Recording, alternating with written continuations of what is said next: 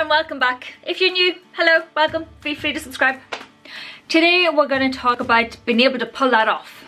So recently I've had quite a few comments on here and on other forms of social media like Instagram, Facebook, all that kind of jazz, from people saying, wow, I wish I could pull that off, referring to a bow lip or my coloured hair or whatever eyeshadow I've decided to do, or wearing a crazy outfit, or what might be considered a crazy outfit, although that doesn't happen that often. But I do get a lot of comments from people saying, oh, I wish I could pull that off, or oh, I wish I could do that, or I could never wear that, oh my god, I wouldn't have the confidence to do that. This sort of comments, these sort of comments. And I thought today we should talk about that. We should face that and we should deal with it, and I can tell you how to maybe help overcome it. So I think it's going to be one of two things that I've sort of narrowed it down into quite broad things. It's going to be maybe a lack in your confidence in regards to makeup application. Maybe you don't think you're going to apply it right, or it's going to streak across your face or something like that. And the other one is also going to be judgment from other people. So that could be you're worried about walking down the street and people look at you and think, what is she doing? Or going into work with a bright colour on and having comments at you. These sort of situations. So, first one, confidence in your makeup application. Do what I did. I learned pretty much everything off YouTube videos. That's where I started. I learned loads and loads of YouTube videos and how to apply it, and I practiced a lot. And I made a lot of mistakes. And I look back at some of my earlier videos and I'm like, oh man, whoa, what was I thinking? But I learned and I got better and I built upon it. And I also put myself through a makeup artist course, so that also helped. So if you're lacking confidence in your skills, practice, practice, practice. You don't necessarily have to go out with the mistakes on your face. You can practice at home and leave it on for a few hours and then take it off again. And you can also do like a wee makeup course. There's some there for beginners and that sort of jazz. Go and do something like that to develop the confidence in your skill set. Build these things up. You're not going to be magic overnight. You need to practice. The second one, judgment from other people. Now this is a wee bit more tricky to fix, I guess is the right way of sort of thinking about it. It's going to be maybe a lack of confidence in yourself, and then the way that what other people think of you, and maybe not taking ownership of what you think of you. So I have a few different ways that I dealt with this and I kind of forced myself to do bits. The lack of confidence in owning it. I used to be really scared about putting on like even an orange lip like this. I used to be like, oh my god, what am I doing? So I gradually worked up to it. I would wear maybe a more peachy, vibrant colour, or I would wear a slightly more vibrant pink colour than I would normally, or you know, I would lean more slightly purpley toned one day and be like, oh, I'm wearing a plummy lipstick, I wonder if anybody's going to say anything. In the same regard, I did the same to my eyeshadow. So I would gradually build up to a bigger wing, or I would gradually do something more dramatic with my eyes and keep my lips quite minimal, and you know, I would gradually build up to it, and I would make myself leave the house with it on. That is the important bit. When you have got the skill there and you're happy with the end result, or maybe if you're almost happy with the end result, leave the house in it. Leave the house in it. I hear so many, even beauty bloggers, who wear these fabulous lips and they don't leave the house in it. Like, they actually just stay home and wear it around the house because they don't want to be seen out in it because people might judge them for it. And that, my mind boggles. So just take that initial deep breath and go out. And if you see people looking at you, smile. Smile at them. And they're more likely to smile back. So you then are sort of, you get rid of that negative feeling. There's also, you know, when you go into work and somebody says, wow, you're wearing a bright lip. You're like, I know, isn't it fabulous? Take ownership of it. Be like, yes, I rock it. And I am aware that, you know, it may take faking it a wee bit initially to sort of take ownership of that.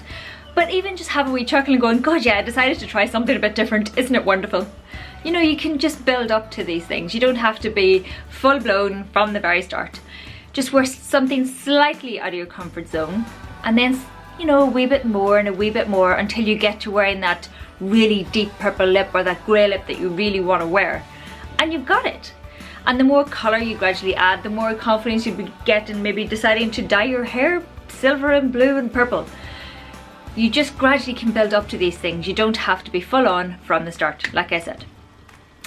The other thing that you need to be aware of is that you're not that important. Now I say this because I always thought when I'm walking down the street and you see somebody looking at you, you think, oh, they're deciding that my makeup is awful and that colour doesn't suit me, and what was I thinking leaving the house like this? Oh, yeah, I used to think that as well, and I know I'm not alone. I know I'm not alone. Okay, so now think of it as if you were looking at somebody walking down the street. Are you judging them? Are you saying, what are they wearing? Why are they wearing that? Or are you more likely to be saying, wow, I wish I could wear that? Or don't they look fabulous? Or have I left my straighteners plugged in? Or maybe you have left the iron turned on? Oh my god, did I turn off the oven? You're not even paying attention. And if somebody is thinking negative things, or if they say something negative, to be fair, you're not going to see that person again, probably. If you live in like a city or something, chances are you're not seeing that person again. Even if you live in a big town and you do see that person often enough, grin at them, smile at them, own what you look like, and watch them sort of be like, oh, okay. And they will more likely just sort of look away if they're being rude, frankly, because that's what it is, it's being rude. And if somebody has an opinion that is not yours, that is their problem, not you. And something I've had to learn to deal with is letting go of other people's opinions of me. Because it is so easy when somebody's being negative and saying things about you to carry that. And it's really, really easy to do. I have done it, like I said, myself. And in recent years, I have been sort of pushing back a bit. And if somebody's been negative, that's fine. That's just their opinion. It's my opinion that counts, not theirs. And I'm not going to hold on to their negativity because that's just going to ruin my day. I have other things to be doing with. It's just, they maybe aren't happy in themselves. Maybe they're having a horrible day and somebody's been really horrible to them. So then they're passing that on. Just smile at them. Take ownership that you look good. And maybe they're a wee bit jealous, or maybe they're just, well, I'm going to be mean to somebody. So just let them at it. You don't need to worry about it.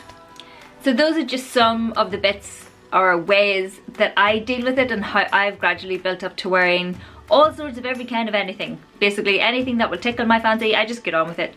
And that's how I have built up to it. It hasn't been an immediate overnight magic. I'm just going to wear all the colours. No, I've built up to it and I practice. And I gain confidence in what I'm doing and I make sure that I look good. If you're worried about colours and not matching your skin tone and that sort of stuff, if you're sort of yellowy toned, you want to have warmer toned colours. They will look better on your skin. So again, you might have more confidence by wearing colours that match your skin tone and complement your skin tone that bit better. And if you're more pinky toned and more cool toned, lean more towards those colours. You can hold a lipstick up against your, you know, your face and sort of see, does it make it look better or worse? If that's what you're worried about. Obviously everybody kind of wants to go more cool tone because it makes your teeth look whiter, that sort of stuff, but it may not necessarily suit you. So make sure you're picking out colours that suit you, and that will probably come with practice as well. We all make plenty of mistakes along the way. I kind of mix between both. I'm almost neutral, so I can get away with both depending on the foundation I decide to wear on that day. So meh, I'm kind of lucky, sorry. That's it. If you have any questions, let me know. Share your stories down below, how you've dealt with these things and how you're now starting to get away with wearing more and actually doing it. Encourage each other, build each other up. You guys can totally do this. I want to just give you all high fives and like shake your hand because, you know, I don't really hug, but I do hug sometimes. It's okay. I'm gonna run away on. Thanks a million for watching. Please like, please subscribe, please tell all your friends, and I will see you in my next video.